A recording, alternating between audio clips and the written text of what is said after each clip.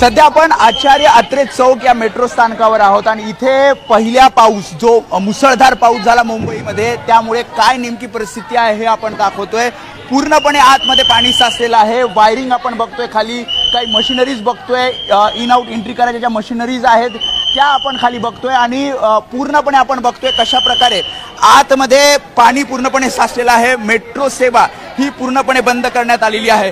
मला सांगा किती पाणी साचलंय इथे आतमध्ये? आमचं नुकसान होतंय। आम्ही सगळे इकडचे जे वसावतवाले ना सगळे कर्मचारी आहेत महानगरपालिकेचे, आता आम्ही पूर्ण काम करून सकाळी तुम्हाला माहिती आहे किती पाऊस पडला, ते काम करून आमच्या घरातलं सांडपाणी काढणार का आम्ही? सगळं लेट्रिनचं पाणी येतंय, आमच्या घरामध्ये सर्व लॅट्रिनचं पाणी गेले, संडासचं पाणी सर्व घरात गेले। या लोकांना काय सांगायचं? आम्ही लोकांना आम्ही किती त्रास सहन करतो। पूर्णपणे मी तर म्हणतो मशिनरीज सुद्धा खाली पडल्यात। हो, आता पडलंय सगळं। बघा तुम्ही विचार करा ना, मग किती नुकसान झालेलं आहे। लोकांनी काहीच हे घेतले नाहीये साहेब। त्यामुळे आपण बघतोय कशा प्रकारे वायरिंग इथे बाहेर निघालेलं आहे। स्लॅब इथे बघतोय, इथे काम चालू होतं।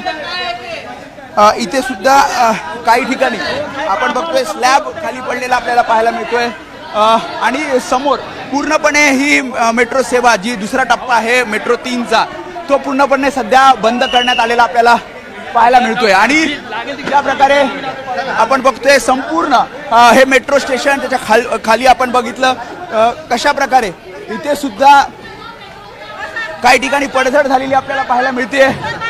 शिवाय आपण बघितलं तर कशा प्रकारे पूर्णपणे नुकसान इथे आपल्याला झालेलं पाहायला मिळतं। खरं तर पहिला पाऊस आहे, सखल भागामध्ये पाणी साचतंय आणि हे शूट करू देऊ नये यासाठीचा प्रयत्न केला जातोय। मात्र जी परिस्थिती आहे या स्थानकावरची ती दाखवण्याचा आपण प्रयत्न करतोय। इथे सुद्धा आपण बघितलं पुढे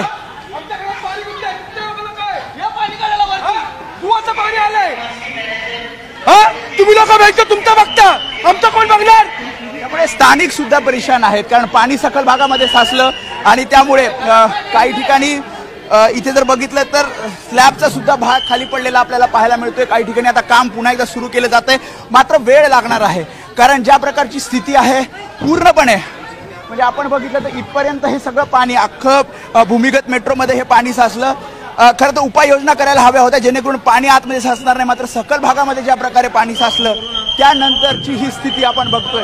तिकीट कार्यालय आहे, तिकीट कार्यालयात सुद्धा आपल्याला इथे पाणी भरलेलं आपल्याला पाहायला मिळतंय।